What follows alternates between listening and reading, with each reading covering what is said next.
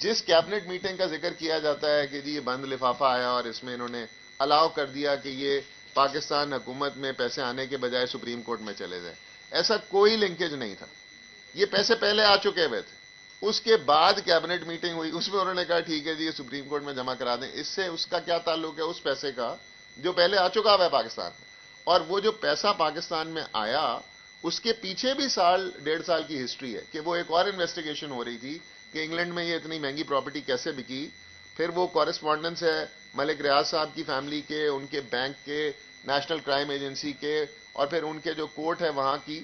اس correspondence میں کہیں بھی نہ پاکستان کی حکومت کا ذکر ہے، نہ پاکستان کے کسی پروسیکیوٹر کا ذکر ہے، نہ شہزاد اکبر کا ذکر ہے، نہ عمران خان کا ذکر ہے. ان کا لینا دینا نہیں تھا. وہ پیسے یہاں پر آئے. اب تین انڈیپینڈنٹ ٹرانزیکشن ہیں. ان کا پیسہ وہاں بلاک ہونا، وہ سپریم کورٹ کے ساتھ سیٹلمنٹ ہونا، وہ سپریم کورٹ کے ساتھ ہوئی. وہ پیسے ملک ریاض صاحب کیونکہ انہوں نے سپریم کورٹ کے دینے تھے انہوں نے سپریم کورٹ کو دے دیے، وہ بھی سپریم کورٹ میں ڈائریکٹلی گئے.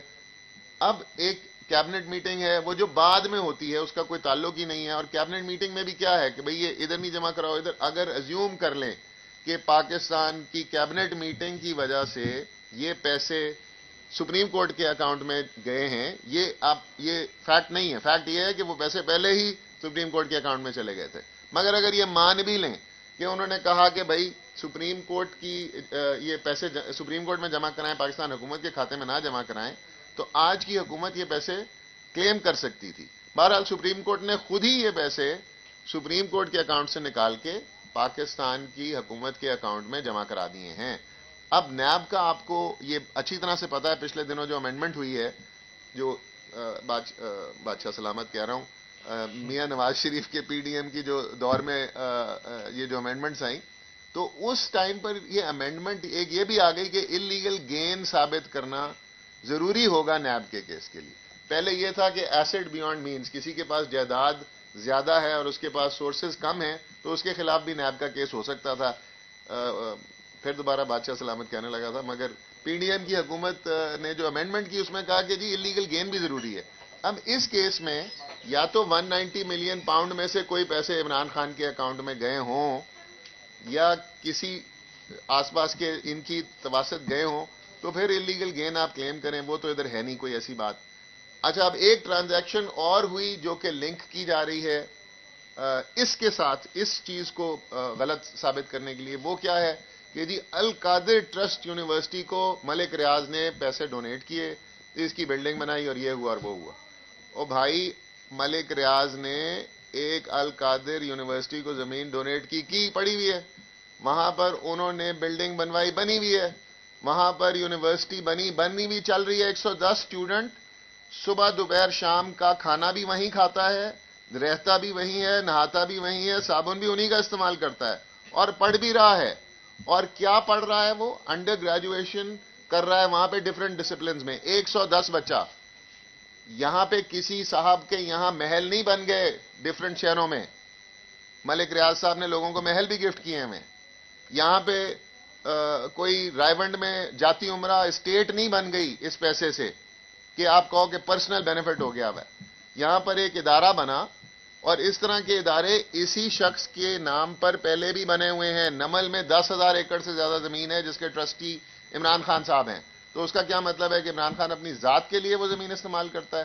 سو یہ کیس ایک بڑا ویسے بہت ہی فضول کیس ہے، اور اس کیس کو بنا کر پتہ نہیں کیا شو کرنا چاہ رہی ہے جو بھی ارباب اختیار ہیں کہ شاید وہ اتنی گھٹیا چیزوں پر بھی آ جائیں گے اور شاید لوگ اس سے باز آ جائیں گے. یہ ہمیں ہوش کے ناخن لینے چاہیے.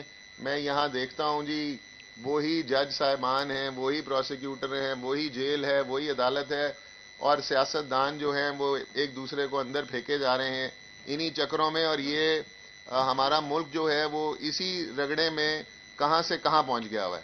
سو یہ ہماری آپ کے تواسط سے آپ سے استدعا ہوگی کہ یہ انفارمیشن لوگوں تک دیں تاکہ کورٹس کے لیے بھی آسانی پیدا ہو یہ ڈیسیجنز لینے میں. تھوڑی جرت کا یہاں سارے کریں کیونکہ یہ ایک اچھے ادارے چل رہے ہیں. اگر یہ ہمارے سرکاری اداروں میں آپ نے ایجوکیشن کا سٹینڈرڈ دیکھا ہوا ہے، اور اگر ہم جو یہاں پہ اب 8 ارب روپے سالانہ لاہور کے شوکت خانم کو مخیر حضرات ڈونیٹ کرتے ہیں 8 ارب روپے. کیا پاکستان کا یہ ہسپتال جو کہ اب باقی 2 شہروں میں بھی بن رہا ہے، یہ فخر اس پہ نہیں ہوتا؟ آپ سب میں سے کوئی نہ کوئی یہاں موجود ہوگا جس کا کوئی نہ کوئی فیملی ممبر وہاں سے فری علاج یا اچھا علاج اس نے کرایا ہوگا، یا اس کی تعریف سنی ہوگی، یا کسی نہ کسی کے تھرو سنی ہوگی. تو ہم یہ چیزیں اگر ان چیزوں پر بھی اپنے اشخاص کو مورد الزام ٹھہرانا شروع کر دیں گے تو لوگ اچھے کام کرنا بند کر دیں گے. اور یہ ایک کیس ہے جس کے تھرو ہم ایک سیاسی پارٹی کے لیڈر کو باہر رکھنا چاہتے ہیں. تو کیا آپ نے لوگوں کو باہر رکھ کر دیکھ نہیں لیا؟ یہی نواز شریف کو جب سیاست سے باہر نکالا تو کیا واپس نہیں لے کے آنا پڑا آپ کو؟ تو یہ ہمیں تھوڑا ہوش لینا چاہیے. انہی معاملات کو اگر ہم مزید تول دیں گے تو اس کا عوام میں ری ایکشن آئے گا. کوئی بھی ایسے الیکشن کی کریڈیبلٹی کو نہیں مانے گا جس الیکشن سے آپ اس وقت ملک کی ایک مقبول ترین جماعت کے سربراہ کو باہر رکھیں گے یا اس کو پارٹی ہیڈ سے ہٹا کر کسی اور کو بنا دیں گے. تو کوئی ایسے الیکشن کی ریگنگ کو نہیں مانے گا، کوئی ایسے الیکشن کے ریزلٹس کو نہیں مانے گا. اس سے ہماری سٹیٹ کمزور ہوگی. یہ جو حالات پچھلے 1.5 سال سے ملک میں ہیں، یہ انسٹیبلٹی فردر کنٹینیو کرے گی. اس لیے خدا را آپ اس طرح کے الزام جو ہیں وہ لگانا بھی بند کریں، اور ان کی بیسس پر عوام سے، عوام کے لیڈرز کو دور بھی نہ رکھیں. عوام کو چانس دیں، وہ الیکشن میں جس کو چاہیں ووٹ دیں اور اس کو اپنا لیڈر منتخب کریں، اور وہ اس ملک میں آئیں. سب مل کر اس ملک کو آگے کی طرف چلائیں تاکہ ہم سب جو ہے سکھ کا سانس بھی لے سکیں اور آگے لوگ بھی چل سکیں. Thank you. بہت شکریہ جی. کچھ جی جی جی کہ جب بھی بکلا کی ٹیم اڈیالہ سے آتی ہے تو جو عمران خان کے چاہنے والے ہیں وہ یہ بھی سوچتے ہیں کہ جہاں یہ قانونی مشکلات ہمیں بتائیں، ہمیں یہ بھی بتائیں کہ ہمارا لیڈر کیسا ہے، وہ کیسے بات کرتا ہے. دوسری بات ہم نے شروع میں کہا کہ عمران خان صاحب ایک کھلی کتاب ہے. تو ابھی ایک اداکارہ نے ان کے حوالے سے کتاب بھی لکھی ہے، اس کے حوالے سے بھی وہاں پہ بات کی ہے. اور تیسرا چھوٹا سا سوال یہ ہے کہ اس کے ٹرسٹی پہلے کچھ زیادہ تھے، وہ پھر ان کو نکال دیا گیا یا چھوڑ دیا گیا، اس سے تھوڑا سا شک سا پیدا ہوتا ہے. اس حوالے سے کیونکہ آپ کا ایک ہی سوال ریلیونٹ ہے جو اس کیس سے متعلق ہے، باقی دیگر سوال جو ہیں وہ اس کے بارے میں کمنٹ نہیں کروں گا. وہ چیزیں ہوتی رہتی ہیں، لوگ کر رہے ہیں، کوشش کر رہے ہیں، پولیٹیکل موٹیوز ہیں. جو ٹرسٹیز ایڈ کیے گئے اس کے اندر، وہ قانون کی ایک ریکوائرمنٹ تھی کہ تب 2 سے زیادہ ٹرسٹیز کو ہونا چاہیے تھا. اس پروسیس کو شروع کیا گیا، لیکن سبسیکوئنٹلی قانون میں تبدیلی آئی، اور اس کے بعد وہ ٹرسٹیز جن کا آپ ذکر کر رہے ہیں وہ کبھی بھی ریکارڈ کا حصہ نہیں بنے. یعنی پہلے دن سے پہلے جو ہے بابر رحمان صاحب تھے اور زلفی تھے، وہ ان کے بعد سے پہلی امینڈمنٹ جو ہوئی اس کے اندر وہ تمام صاحبان کو ٹرسٹیز کی لسٹ سے باہر کیا گیا، اور اس کے بعد خان صاحب اور بیگم صاحبہ ہی آج تک اس ٹرسٹ کے ٹرسٹیز ہیں، اور وہی آگے رہیں گے. باقی جو چیزیں ہیں وہ تو آپ کو پتہ ہی ہے جی.